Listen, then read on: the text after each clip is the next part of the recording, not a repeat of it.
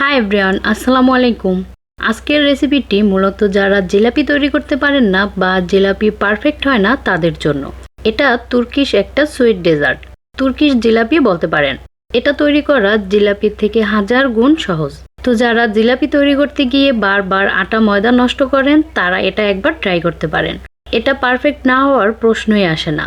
আর এটা খেতেও কিন্তু জিলাপির থেকে অনেক বেশি মজার হয়। আর এটা বানানোর পরে এভাবে 2-3 দিন মুচমুচে থাকবে। তো তুর্কিশ এই জিলাপিগুলো তৈরির জন্য প্রথমে চুলায় একটা প্যানের ভিতরে দিয়ে দিলাম 2 কাপ পানি। তারপরে লবণ দিয়ে দিলাম স্বাদ মতো। আর দিলাম 2 টেবিল চামচ তেল। এখানে তেলের পরিবর্তে ঘি অথবা বাটারও ব্যবহার করতে পারবেন। তো পানিটা সুন্দরভাবে বলক আসার পরে দিয়ে দিলাম 1.5 কাপ ময়দা। আর চাইলে ময়দার পরিবর্তে আটাও ব্যবহার করতে পারবেন।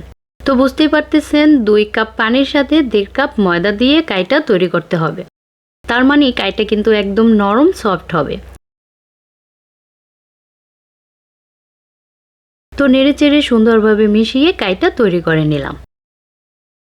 এই যে দেখুন, একদম সফট একটা কাই তৈরি হয়ে গেল। এবার কাইটা চুলা থেকে নামিয়ে এরকম একটা বলের ভিতরে নিয়ে নিলাম। তো কাইটা হালকা একটু ঠান্ডা হোক। এই ফাঁকে আমি জিলাপির শিরাটা তৈরি করব। শিরা তৈরির জন্য চুলায় একটা প্যানে দিয়ে দিলাম 1 কাপ চিনি। আর পৌনে 1 কাপ দিলাম পানি। আর ফ্লেভারের জন্য একটা এলাচ দিয়ে দিলাম।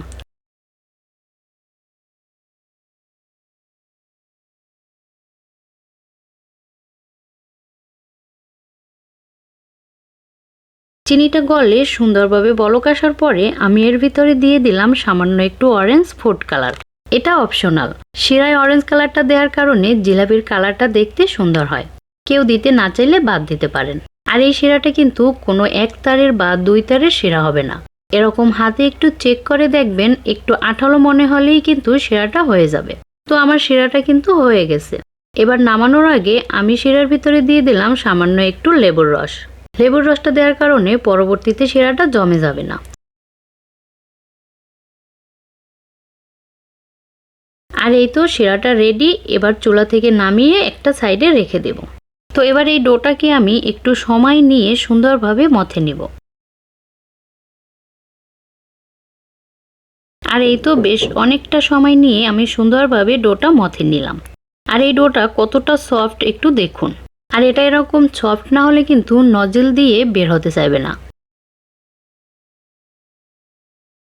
তো এবার এরকম একটা পাইপিং ব্যাগের ভিতরে কিছুটা কাই ঢুকিয়ে নেব।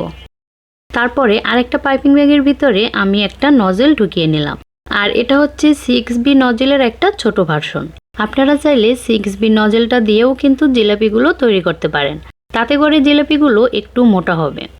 তো এই ডোটা যেহেতু একটু ভারী, তাই এভাবে 2টা পাইপিং ব্যাগ ব্যবহার করতে হবে। তা না হলে পাইপিং ব্যাগ ফেটে যেতে পারে। এবার একটা প্লেটে আমি জিলাপিগুলো এভাবে তৈরি করে নেব। আর জিলাপিগুলোর শেপ আপনারা আপনাদের পছন্দ মতো দিয়ে নিতে পারেন।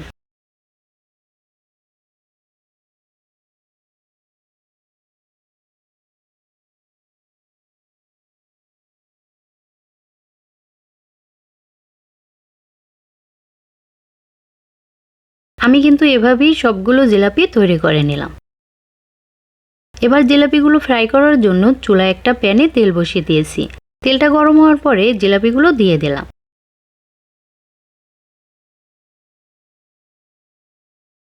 তো মিডিয়াম আঁচে একটু সময় নিয়ে জিলাপিগুলো একদম মুচমুচা করে ভেজে নিতে হবে।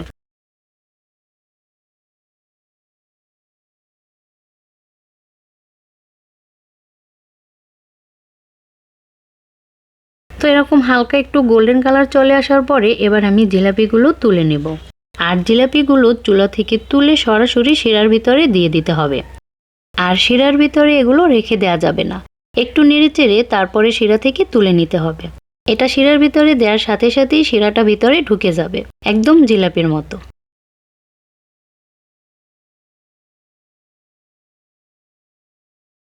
আর এই যে দেখুন, আমি সবগুলো জিলাপি এভাবে তৈরি করে নিলাম। তো গার্নিশের জন্য এভাবে উপর থেকে কিছুটা বাদাম কুচি দিয়ে দিলাম। আর এরকম গোল্ডেন ফয়েল লিপ দিয়ে হালকা একটু ডেকোরেশন করে নিলাম।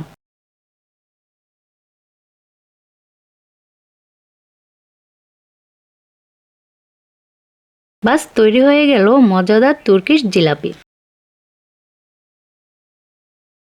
তো আমি একটা আপনাদের একটু ভেঙে দেখাই। এটা একদম মুচমুচে আর রসালো।